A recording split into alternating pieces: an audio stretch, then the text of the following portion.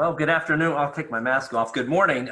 Thanks for watching today's community update. If you notice, I have a new mask. I'm not sure if I used this last time. Thank you to the great folks at the Akron Children's Museum for sending over some masks. And many of you sent over the University of Akron, Stark State, some from around the city as handmade masks. And I appreciate those. I try to get those. I wear it all the time in public, but also try and wear different ones, even the ones that I've gotten from 7th Floor Clothing. So thanks, guys, for sending over the different colored ones, too. So first of all, I appreciate all of you sending over your questions in advance. Obviously, today's video is not our typical live stream format, but this will also allow some of the updates to go out over different platforms, and that's trying to reach the greatest audience possible. But we will definitely be doing live town hall formats in the future, just not for this week. So stay tuned, and we'll put out a different schedule fairly quickly. If you follow us or follow Mayor's office, we did take a video from this weekend. I got my COVID test on Saturday at the House of the Lord. Really special thanks to all the folks at the House of the Lord, Bishop and all the volunteers, SUMA and Summit County Public Health. You know, they were able to test nearly 1,400 individuals, and I talked to people in line, and some of them had a little bit of a wait. It wasn't bad, though. I thought somebody waited about 20 minutes for that, but the test really was quick and it was simple. And it had been described to me before about what this is, and my daughter had one right before she had her tonsils out. It just kind of tickles up there a little bit if you're not real sensitive. I mean, I had a few tears and I coughed a little bit, but really it was over in about 6 seconds. I don't have the results yet. It should be about 4 or 5 days is what Donna Skoda told me, maybe a little longer, which is fine. And I happen to be, knock on wood, asymptomatic. And so they wanted to test, I think, get the results done for people that have symptoms first. But really, I saw cars of people, some just one, but some 3 or 4, all, wrapped out throughout the parking lot. They had a tremendously coordinated effort to test that many people, I think, that quickly over the 2 days. And hopefully we're going to see more of those. I think that was a great way to do it. I've always been a big fan of doing a lot of testing right away and then keep testing. I wanted us to start. I know we have a couple locations throughout the city, more than a couple. Akron, Cleveland Clinic Akron General has a testing site on Broadway. And there's a CVS and a Rite Aid. One is actually outside the city, but I like these community tests. I like where we can stage them and do them kind of in a pop-up way so people have a little more convenience to be able to get there. They were testing anyone. And we're working on doing it again and more. And so, like I said, the county has been phenomenal to deal with and also Summit County Public Health. And they are big fans of testing and keep doing it. So it worked out well. Hopefully we'll be able to continue to do that. We're imploring the governor's office and ODH to stand these up as much as possible. They've been very receptive to those ideas. They're talking, obviously we got to go all around the city, maybe even senior housing, congregate living, and testing in there right away. So stay tuned for more news on that. Hopefully we'll be able to announce something pretty quickly. Whether we can do different churches or different community organizations, as you can tell, there were a lot of cars that came in and said we need a kind of a big spot. And obviously there's some spots around the city where we think we can stage that pretty well. And I know we'll probably get suggestions too. I don't think Chapel Hill's probably a bad area to stage too, just off the top of my mind. But not that that's an area or not, but it just seems, it's a big empty parking lot at this particular point. So we probably safely be able to do it. So another program announced just recently is Masks for Moms, and that is Summit County in partnership, Summit County Public Health, in partnership with the Commission on Minority Health, the Full Term First Birthday, Greater Akron Collaborative, Medicaid Managed Care Plans, announced an initiative called Mask for Moms to collect and distribute handmade cloth masks to pregnant and postpartum women in Summit County. Please visit our webpage and we'll post the link here too, but I'll read it off. It's not really that long. scph.org/masks. That is scph.org/masks, MASKS, for additional information about making, wearing, or cleaning reusable cloth masks or for a listing of our pickup and donations. And if you have any other questions, please contact Summit County Public Health at 330-926-5600. I'll repeat, 330-926-5700, which gets us to many main topics for today. But A lot of you probably are reading national headlines about what's going on in other states, how infections have upticked a little bit. We're seeing a lot more people getting infected, which is, COVID is still here. It's not gone away. You've heard me say this probably for over 100 days about the importance of taking all of those precautions, especially now, because as we get out into the summertime, we all like to be out a little bit more, whether it be in restaurants or in or in places, or where they're going to concerts and going to ball fields and things like that. It's still here and it's not going away, and it still poses a significant health risk to the community. And I think you're seeing some of the indications of that in other states that really I don't think took as stringent of measures as the state of Ohio did, and even the city of Akron. And I get out a lot, and I wear this mask or a mask a lot, all the time. I'm not without it in a public way. I get back in my car and I take it off. It's the single best way you can stop the spread of that disease. And washing your hands and taking those social distance really requirements. I hate to call them precautions anymore, because if you don't want to get sick, obviously you've got to mitigate the risk as much as you can. And here in Ohio, I think we've done a good job. There are some spots in and around Ohio that have started to see an uptick. When you see the daily number of cases, the average age is coming down. Younger people are getting this, but they're not getting as sick. And so maybe they don't show those symptoms, but wearing a mask in public is the most significant way to stop that spread. So I implore you, it's not mandatory. Obviously, to tell you the truth, I wish it was. My personal opinion is I wish we had to wear a mask in public. As the summertime comes out, like I said, we all want to be out a little bit more. That includes graduation parties, that includes, our kids going out and doing those things. We're actually trying to plan a graduation party. How do we do that safely? We try to mitigate that risk as much as possible, but you have to continue to wear a mask in public. And I see people with them out, and I keep asking myself why. It's not a political statement. It's not saying, hey, I believe this or I believe that. It's not an indication. Me wearing one doesn't say anything to you. It's not a criticism, but it is about stopping that spread. And I think it's about that person that's next to you that you don't want to see get sick, or maybe they are and you don't want to get sick. So I implore you to wear a mask in public when you're in and about, when you're out and about. It's significant. And I do see a lot of compliance, but like I said, I do see a significant number of people sometimes that aren't wearing a mask because maybe they're just going to go in real quickly, but that could be that one time. So if you're going to be out, wear a mask.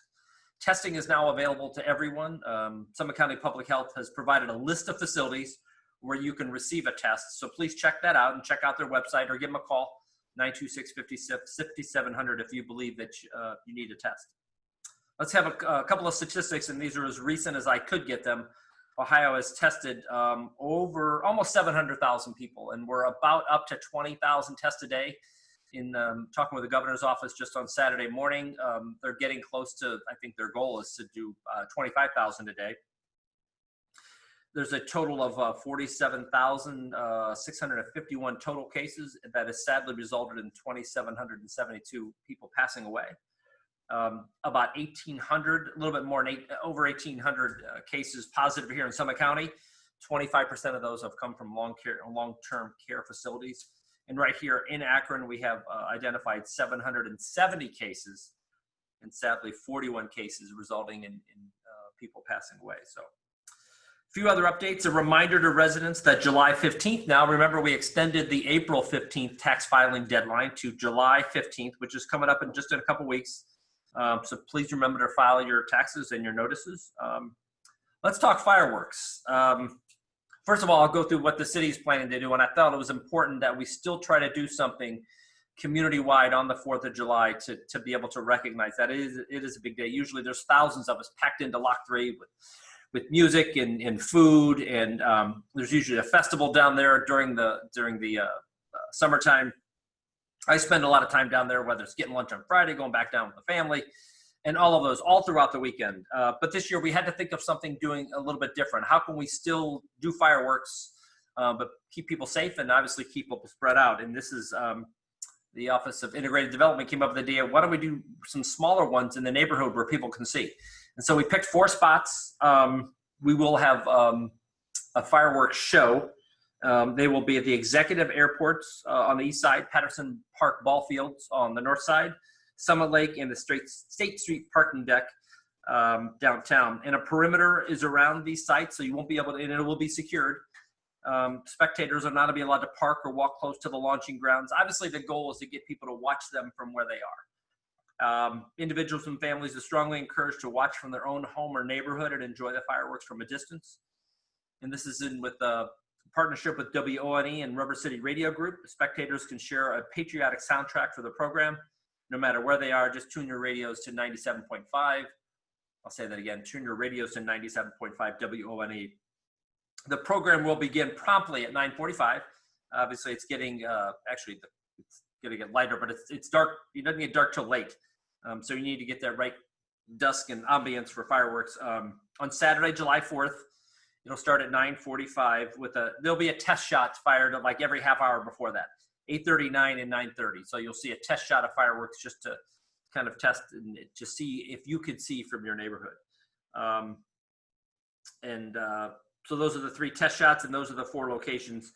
And let's get into fireworks. I know the last couple of weeks, maybe even the last 3 weeks, we've all heard a significant amount of fireworks going off in and around the city of Akron. And about 6 months ago, maybe just a little bit more, there was a bill pending. I think it's still in the Ohio Senate there.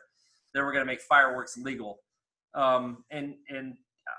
It's very difficult to drive around the city, whether it's whether it's the police department or somebody else, and tell people, hey, you can't shoot off fireworks. We get an excessive amount of complaints around this time of year. And I think people are shooting them off because, it's patriotic, but they're also doing it quite late. And so I would implore you that if you are doing them, first of all, you can call and complain.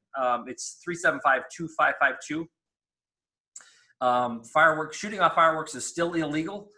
So if there are enough complaints, obviously you're going to get a knock on the door. But please be courteous to your neighbors. I know when the fireworks start to go off, obviously the windows are shut, but the dogs get scared.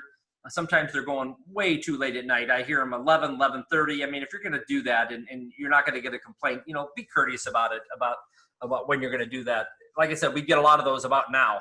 It just seems like this year has been worse than previous years as far as the number of complaints, number one, and how late they are going. So you have neighbors. We live in a fairly dense city, of about 200,000 people that are going to be able to hear those. And I think people think that, hey, if they hear fireworks, they think there's something else. And so they're calling about those. And so that, that puts a strain on things. Not that they are fireworks or whatever. It takes a determination to be able to do that. So be courteous if you are going to do that. But like I said, people are going to complain. And at some particular point, it is still illegal. So I've said this from the very beginning, even before. I can't stress enough about completing your 2020 census.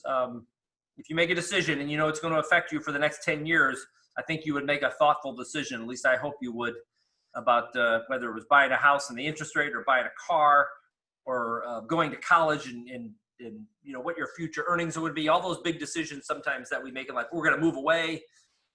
Hopefully we're not moving away, we're moving here. But the census counts the people that are living right here.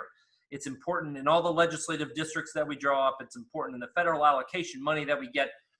We've had a great partnership with community groups across the county, really, with County Executive Shapiro and myself. We formed a lot of subcommittees to be able to help get that word out, to make sure that everybody is counted. It's the easiest it has ever been done, period. You can do it from your phone. You can do it online, obviously your mobile device. So please take the time out to fill out the census. It's very important, not only for you, but it's important for the community. So summer season is also resurfacing season. And this week, today and this week, we are paving Alpha from Mohauban to Shelburne, Thorland from Ellett to Morrison, and Cuyahoga Street from Euler Avenue to Sackett.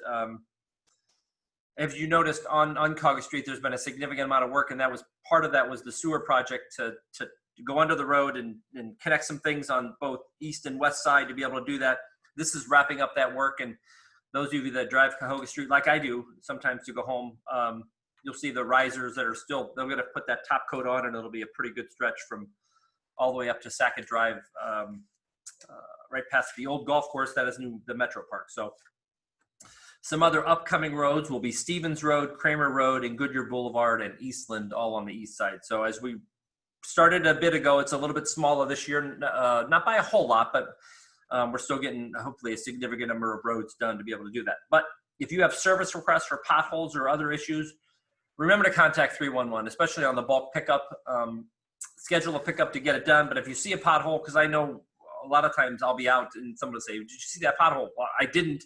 But if you tell me where it is, or if you call 311, it also gives us better data to be able to track some things too. I would hate for this to happen, although I think it probably has. You know, you call in and nothing gets done for X number of days. I mean, it's not like we're not working to get out there and try and do that. But if we don't know where it is, and I think a lot of people just assume that somebody else will call.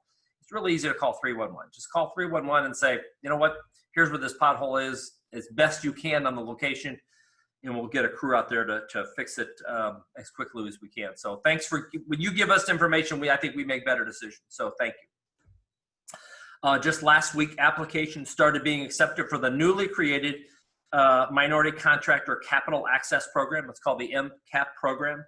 And the application period will end on July 31st. To apply, interested businesses should visit mcap.org. That's mccap.org. The Western Reserve Community Fund and the Greater Akron Chamber will host a virtual information center session on June 30th at 12 p.m.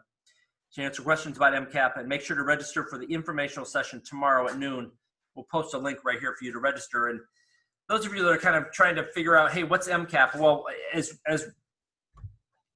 doing this for the last 4.5 years, sometimes we get complaints is that we didn't do a really good enough job, I think, in reaching out to our minority community, especially in the business community, where we said, hey, listen, these things are available for your business. So through Bounce and through these types of programs, a lot of times it's access to capital, and it's nothing new. We know where the data is, but if you need access to capital, this Minority Contractor Capital Access Program, if you're doing that contracting work, but we want to make sure that you have that head start, and we put together a program with funds to be able to help on that access to capital. So check out the virtual session.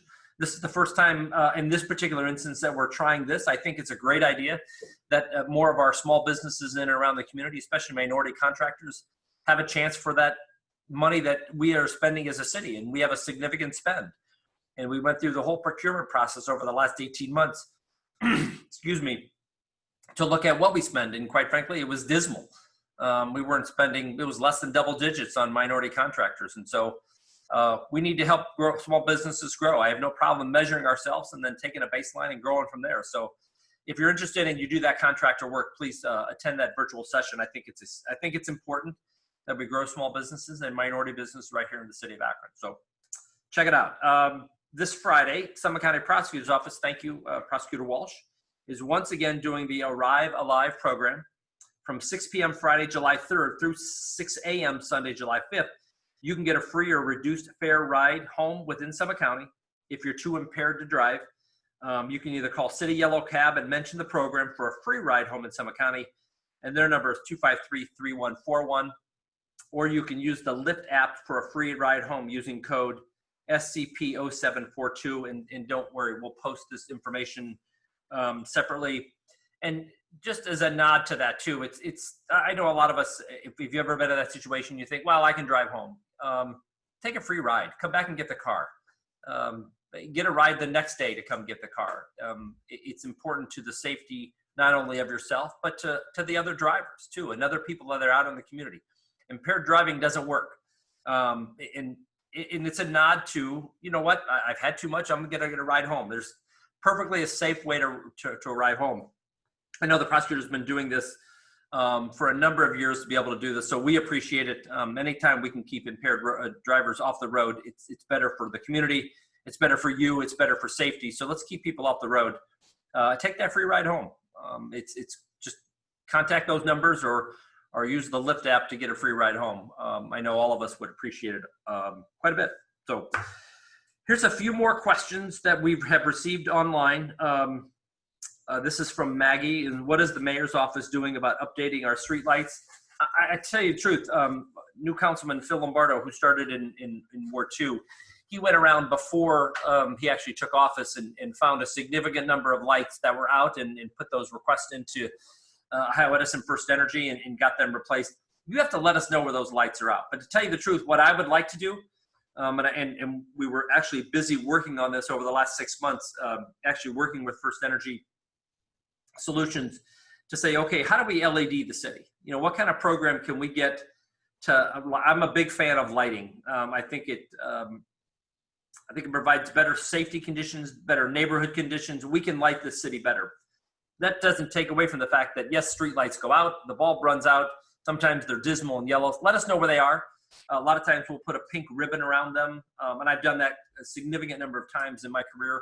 I'll tie a pink ribbon or get the number off the, there's a number sometimes on the poles. You don't necessarily have to do that, but if you can get an address of a house that it's in front of or a business that's in front of, we'll certainly get out there and replace it and get First Energy to replace it fairly quickly. Some of the street lights and stuff that city owns, there are probably 3,000, 4,000 we own, and some are owned by First Energy.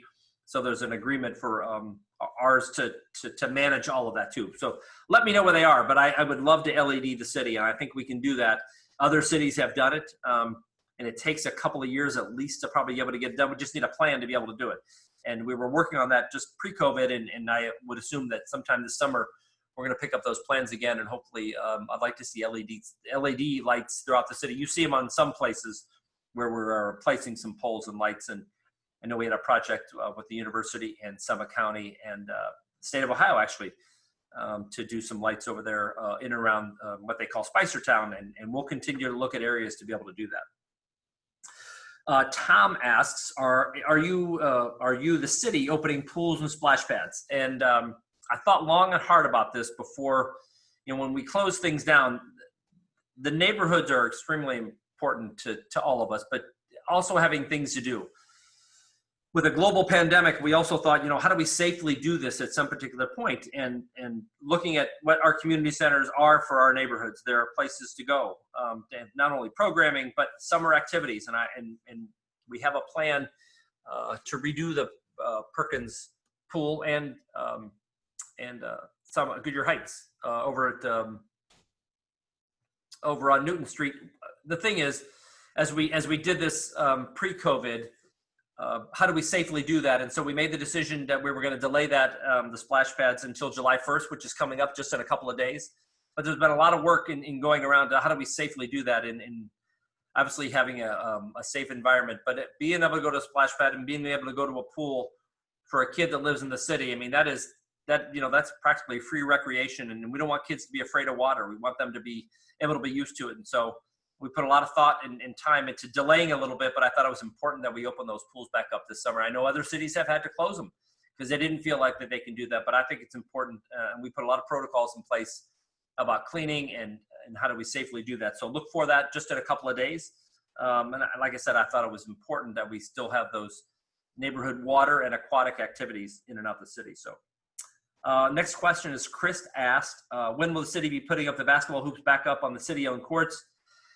And this is something that, you know, as this global pandemic is here, and what we've tried to do is how do we safely do that? And I don't have a great answer for you. We haven't set a firm date on when we think you can start to have pick up basketball games again.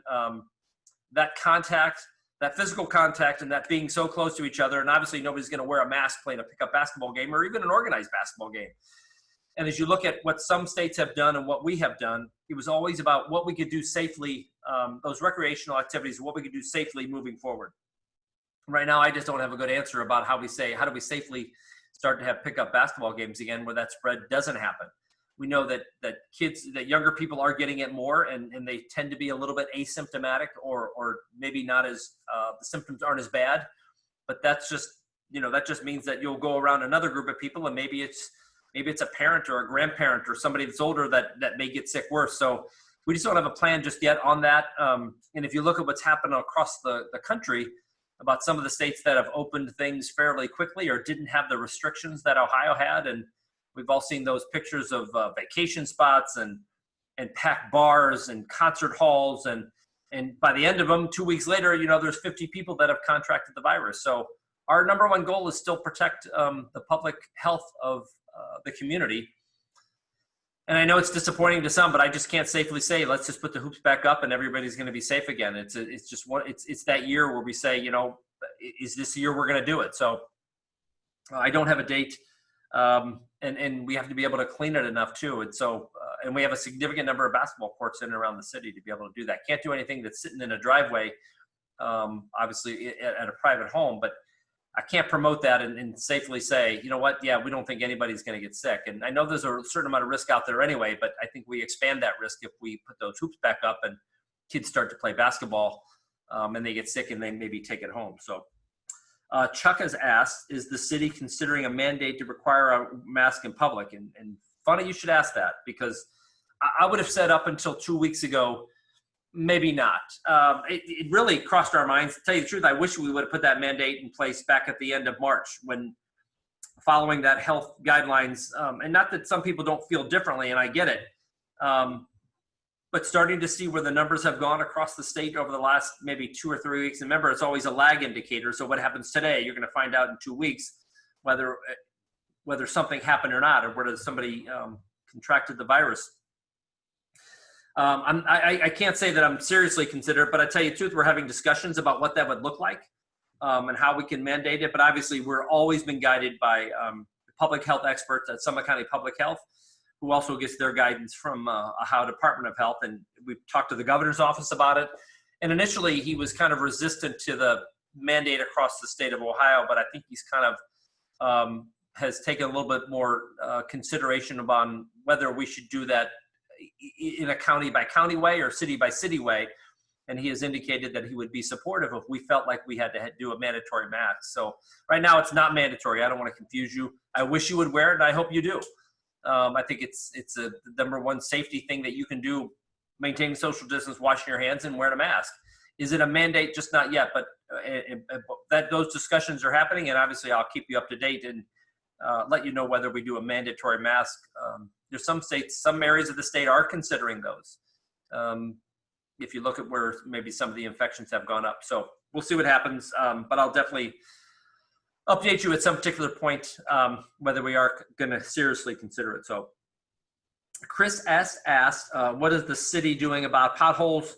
Listen, the most efficient way to get a pothole filled is to call 311 and to let us know. We do have a significant number of pothole requests, but you know, as our investment into infrastructure has increased the last 2.5 years, we've actually seen those number of pothole requests, you know, go down. Not a lot, but we still have less. And a lot of times where you see that transition from maybe a concrete street and an asphalt street, sometimes those get a little bit rough. You could either call 311, simple, 3, a 1 and a 1, a 3, a 1 and a 1, or you can go to akronohio.gov/311 if you wanted to do it from a mobile device or a computer to put in your service request for a pothole. So as we wrap this up, as always, I would encourage you to support your local stores and restaurants if you're able to do so. My wife and I actually went to Diagonese over on White Pond this weekend. Excellent dinner, safely apart, and we weren't there that long, maybe about an hour, but had a great dinner and were able to do it, and people were there. And there's a safe way to do things, and I would implore you to do that. Did not have to wear a mask, obviously couldn't and eat at the same time, but if we're out in public, we obviously are in and around crowds of people, whether it's downtown or whether it's in a store. We continue to do those things. And a lot of these restaurants have had to adapt and change too. And you know, if you've got a 100-seat restaurant and all of a sudden people say, well, you can only have 50, I mean, obviously that impacts them. So if you want to get something takeout, if you want to visit, support these local businesses.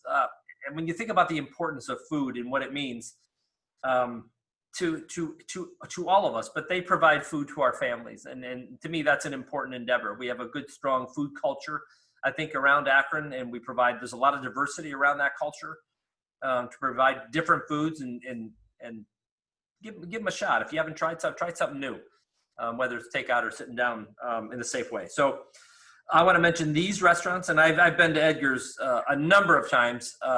Great food. It's right there at Good Park Golf Course.